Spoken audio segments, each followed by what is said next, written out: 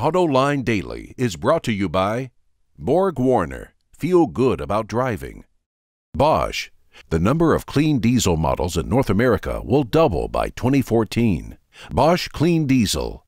Good, clean, fun. Bridgestone. Your journey, our passion.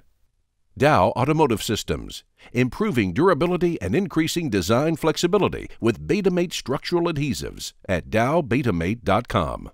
And by the 2013 Hyundai Sonata. Learn more at HyundaiSonata.com. Hello and welcome to Autoline Daily for June 21st. It's the summer solstice and the first day of summer for those of you in the Northern Hemisphere and the beginning of winter for those of you below the equator. But enough of that. Let's get to the news. J.D. Power released the results of its initial quality survey. This measures the quality of cars from a year ago, where owners in the U.S. are surveyed after the first 90 days of ownership. J.D. Power says quality continues to get better. Indeed, from Lexus, which is at the top of the list, to Smart, which is at the bottom, the difference is only 0.78 defects. This shows how good quality is in cars these days, when from best to worst is measured in a fraction of a defect. A while back, I pointed out how much of a family business the automotive industry is. Families still hold an enormous interest in Ford, Fiat, BMW, Toyota, Volkswagen, and Peugeot. And now the Peugeot family wants to see the CEO of the company, Philippe Varenne, given the heave-ho. They don't like the direction the company's headed in, and presumably selling a big stake of Peugeot to General Motors didn't sit well with them. But that prompted the board of directors to issue a statement that they do fully support their CEO.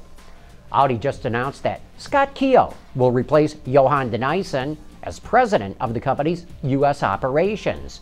Keogh was chief marketing officer for Audi of America the last 6 years and starts his new position immediately. De Nysschen left Audi to become the head of Infiniti. Yesterday, we reported that Ward's Auto is sticking with its forecast of 14.5 million car sales in the U.S. this year, but CITI Investment Research and Analysis cut its sales forecast from 14.3 million units down to 14.1 million. That is due to slow economic growth. CITI also cut next year's forecast from 15 million units to 14.5. Chevy's latest midsize sedan is primed and ready to go. Base price for the 2013 Malibu sedan is a hair more than $23,000, but that includes destination and delivery charges.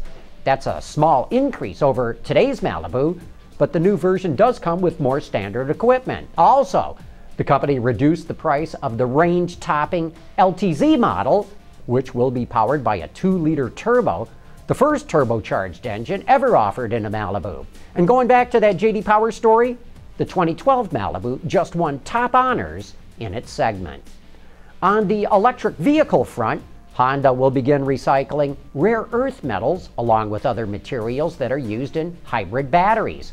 It's all part of the company's green initiative, but it's also an important strategic move. Japan, and the rest of the automotive industry for that matter, is dependent on China for rare earth metals. China has about 30% of the world's deposit of these materials, but it accounts for 90% of global production. And recycling is a great way to reduce this dependency. Coming up next, Craig Cole test drives the 2013 Ford Escape. Clean diesel models in North America will double by 2014. Why? Higher take rates, lower cost of ownership, longer range and better fuel mileage, lower CO2 emissions. Clean diesel, good, economical, functional. Bosch, invented for life.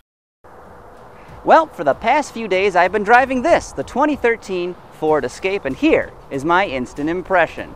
Base price of this vehicle is about $23,000, but our titanium model, the top of the line version, stickers for $35 grand. Now that is a huge chunk of change for what amounts to a small crossover vehicle.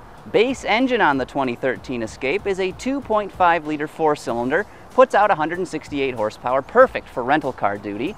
Stepping up from there, you can get a 1.6 EcoBoost with 178 horsepower, or the top-of-the-line engine is a 2-liter turbo belting out 240 horsepower. Now this engine is pretty nice, it's very smooth running, pretty efficient, and I found that it pulls like a much bigger engine. Ford has tuned it for low and mid-range torque, and that is where it really shines in everyday driving. And good luck fixing anything under there because it is a very tight squeeze. Fuel economy is 21 miles per gallon in the city, 28 on the highway, and I've been averaging just about 25 in mixed driving, so as always, your mileage will vary. And no doubt you've heard about the new Escape's standout feature, its power-activated rear liftgate. To open it, all you have to do, wave your leg under the rear bumper here, and it pops open on its own. This is great if you've got a handful of groceries or you're trying to load a stroller in the back. You don't have to fumble around with your keys. And closing it is just as easy. Kick your leg under that bumper.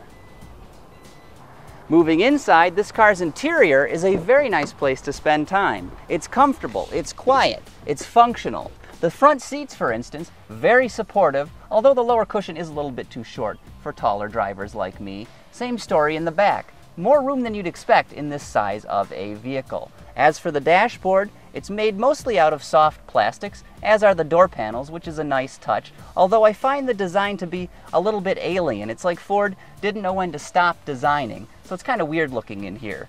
Other than that, like I mentioned, very solid, very quiet. Gives the car a very sophisticated feeling when it goes down the road, a lot more than you'd expect in this class of vehicle. And while we're in here, we can't forget to talk about the optional My Ford Touch system. In my experience, it's kind of a liability. I did have some issues trying to pair my phone with the Bluetooth system on the My Ford Touch, but to be fair, I didn't have enough time to diagnose it, so it could have been user error.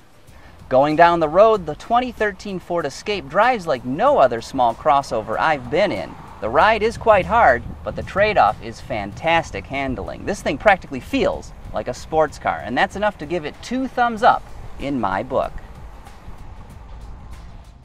Man, I really do like the styling on the new Escape. Say, I want to invite you to join us tonight for an online party as we celebrate the 15th anniversary of Autoline. Autoline After Hours is going to be a part of the party, and our party is going to be part of Autoline After Hours.